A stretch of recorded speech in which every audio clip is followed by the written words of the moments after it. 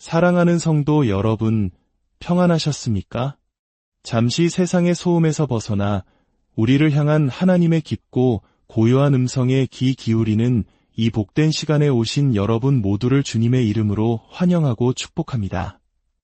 오늘 우리가 함께 나눌 이야기는 우리가 너무나 잘 안다고 생각했던 한 사람, 그러나 어쩌면 그 가장 깊은 내면은 잘 알지 못했을 사도 요한에 대한 것입니다. 사랑의 사도라 불리는 요한. 주님의 품에 기대어 마지막 만찬을 함께했던 그 다정한 제자의 모습. 우리 대부분은 요한을 그렇게 기억합니다. 하지만 예수님께서 직접 그에게 붙여주신 별명은 사랑의 아들이 아니었습니다. 바로 우레의 아들, 보아너게였습니다. 천둥과 번개처럼 거칠고 급한 성미를 가졌던 젊은이. 자신들을 영접하지 않는 사마리아 마을을 향해 주여, 우리가 불을 명하여 하늘로부터 내려 저들을 멸하라 하기를 원하시나이까 라고 말할 정도로 불같은 성격의 소유자였습니다. 과연 무엇이 우레의 아들을 훗날 사랑하지 아니하는 자는 하나님을 알지 못하나니 이는 하나님은 사랑이심이라 라고 외치는 사랑의 사도로 변화시킬 수 있었을까요? 오늘 우리는 그 변화의 비밀이 숨겨져 있는 한밤의 사건, 겟세마네 동산으로 함께 들어가 보려 합니다. 이 말씀을 듣는 동안 주님의 은혜가 여러분의 마음에 깊이 임하시기를 소망합니다. 만약 이 말씀을 통해 감동과 깨달음을 얻으셨다면 구독과 좋아요를 통해 이 복음 사역에 동참해 주십시오. 여러분의 작은 참여 하나하나가 하나님의 사랑을 더 널리 전하는 귀한 힘이 됩니다. 이 말씀을 듣는 모든 분들의 삶과 가정 위에 주님의 평강이 가득하기를 기도합니다. 예수님의 공생의 사역을 돌아보면 마치 특별한 심화 과정이 있는 학교와도 같았습니다. 수많은 무리를 향한 가르침이 있었고 12 제자만을 위한 가르침이 있었습니다. 그리고 그 중에서도 베드로와 야고보, 그리고 요한, 이 세 사람만을 따로 데리고 가셔서 보여주신 아주 특별한 수업들이 있었습니다. 죽었던 야이로의 딸을 살리시는 생명의 현장, 변화산 위에서 신적인 영광으로 빛나시던 변모의 현장. 이 두 사건이 마치 어둠 속에서 환하게 불을 켜서 예수님이 누구신지를 보여준 순간이었다면 세 번째 특별 수업이었던 겟세마네 동산의 밤은 정반대였습니다. 그것은 빛이 아닌 가장 깊은 어둠을 보여주시는 시간이었습니다. 최후의 만찬이 끝나고 제자들과 함께 감람산으로 가신 예수님. 그곳 겟세마네 동산에서 다른 제자들은 남겨두시고 바로 그 세 사람 베드로와 야고보, 요한만을 데리고 더 깊은 곳으로 들어가십니다. 그리고 그들에게 말씀하십니다. 내 마음이 심히 고민하여 죽게 되었으니 너희는 여기 머물러 깨어있으라. 그날 밤 우레의 아들 요한은 평생 잊을 수 없는 세 가지 깊은 가르침을 얻게 됩니다. 그리고 그 가르침이 그의 삶을 송두리째 바꾸어 놓았습니다. 첫 번째 가르침은 바로 구원자의 깊은 슬픔을 목격한 것입니다. 마가복음은 당시의 상황을 이렇게 기록합니다. 예수께서 심히 놀라시며 슬퍼하사 제자들은 그저 지켜볼 수밖에 없었습니다. 주님께서 어떤 말씀을 하시기 전부터 그분의 온몸으로 터져나오는 깊은 고뇌와 슬픔을 목격한 것입니다. 여기서 사용된 심히 놀라시며 슬퍼하사라는 헬라어 원어는 단순히 슬프다는 정도가 아닙니다. 마치 감당할 수 없는 충격적인 소식을 듣고 온몸이 얼어붙고 정신이 아득해지는, 영혼이 송두리째 흔들리는 듯한 극심한 고통을 의미하는 단어입니다. 우리는 때로 예수님을 완벽하고 거룩하시기에 인간적인 고통과는 거리가 먼 분으로 생각하곤 합니다. 감정의 동요 없이 늘 평온한 모습의 예수님, 마치 차가운 석상과 같은 이미지로 말입니다. 사실 이것이 우리 종교개혁의 선배들이 교회에서 모든 성상과 조각상들을 없애고자 했던 중요한 이유 중 하나입니다. 그들이 극단주의자여서가 아니라 예수님은 결코 차가운 돌덩이가 아니며 우리의 모든 고통을 직접 겪으시고 눈물 흘리시는 살아계신 구원자이심을 굳게 믿었기 때문입니다. 겟세마네 동산에서 요한은 바로 그 사실을 뼈저리게 목격했습니다. 예수님은 제자들에게 말씀하셨습니다.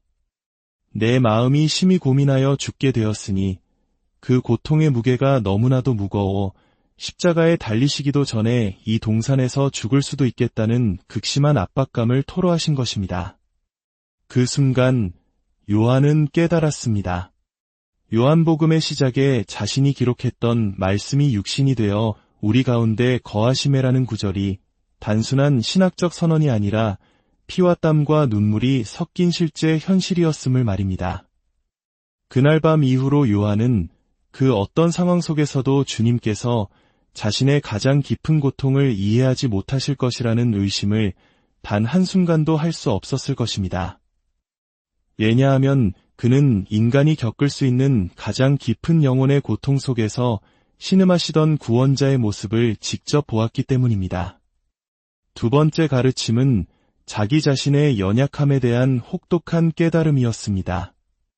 예수님께서 나와 함께 깨어 기도하라고 간곡히 부탁하셨지만 요한과 다른 두 제자는 잠이 들고 말았습니다. 육신의 피곤함이 영적인 무거움을 이기지 못한 것입니다. 주님은 땀방울이 핏방울처럼 되도록 처절하게 기도하고 돌아오셨지만 사랑하는 제자들은 깊은 잠에 빠져 있었습니다. 우리는 흔히 베드로가 그 밤에 예수님을 3번 부인했다고 손가락질하지만 사실 요한 역시 3번 주님을 실망시켰습니다. 주님께서 돌아와 깨우실 때마다 잠이 들었고 다시 기도하러 가셨을 때 또다시 잠에 빠져들었습니다. 3번이나 말입니다. 주께서 사랑하시던 그 제자 요한 역시 예외는 아니었습니다. 마가복음 40절의 기록은 의미심장합니다. 다시 오사 보신즉 그들이 잔이 이는 그들의 눈이 심히 피곤함이라 그들이 예수께 무슨 말로 대답할 줄을 알지 못하더라. 바로 이 부분 무슨 말로 대답할 줄을 알지 못하더라가 핵심입니다. 그것은 은혜가 시작되는 지점입니다. 모든 변명과 핑계가 사라지고 자신의 나약함과 죄인됨을 정직하게 마주하는 순간입니다. 로마서 3장에서 사도 바울이 말한 것처럼 하나님의 진리 앞에서 모든 입을 막고 온 세상으로 하나님의 심판 아래에 있게 하려 함이라는 말씀이 이루어지는 순간입니다. 하나님의 은혜를 깊이 체험하지 못한 사람일수록 신앙에 대해 할 말이 많습니다. 자신의 생각, 자신의 경험, 자신의 의로움을 내세웁니다. 그러나 진정으로 십자가 앞에서 자신의 무력함과 죄인됨을 깨달은 사람은 말을 잃게 됩니다. 오직 주님의 자비와 긍휼만을 구할 뿐 자신을 변호할 아무런 말을 찾지 못합니다. 그날 밤 요한은 바로 그것을 배웠습니다. 자신의 힘으로는 주님을 위해 아무것도 할 수 없는 절대적인 무력감, 그리고 그 처절한 깨달음 속에서 비로소 새로운 은혜의 역사가 시작되고 있었습니다. 그리고 마지막 3번째, 가장 중요하고 충격적인 가르침은 바로 자신의 구원을 위해 치러진 고난의 대가를 깨닫게 된 것입니다. 요한은 잠결이었을지라도 예수님의 기도를 들었습니다. 아빠 아버지여, 아버지께는 모든 것이 가능하오니 이 잔을 내게서 옮기시옵소서. 그러나 나의 원대로 마시옵고 아버지의 원대로 하옵소서. 여기서 이 잔은 무엇을 의미할까요? 구약 성경에서 잔은 종종 하나님의 무서운 진노와 심판을 상징했습니다. 이사야는 여호와의 손에서 그의 분노의 잔을 마신 예루살렘이여 라고 말했고, 예레미야는 너는 내 손에서 이 진노의 술잔을 받아 라고 기록했습니다. 그 잔은 바로 죄인들을 향한 하나님의 공의로운 진노가 담긴 잔이었습니다. 예수님의 기도는 놀라운 역설을 담고 있습니다. 하나님 아버지와 완전한 교제 가운데 계셨던 거룩하신 아들 예수님은 본성적으로 그 진노의 잔의 내용물, 즉 하나님과의 단절을 원하실 수가 없었습니다. 그것을 원한다는 것 자체가 죄가 되기 때문입니다. 아들의 뜻은 영원히 아버지와 함께하는 것이었습니다.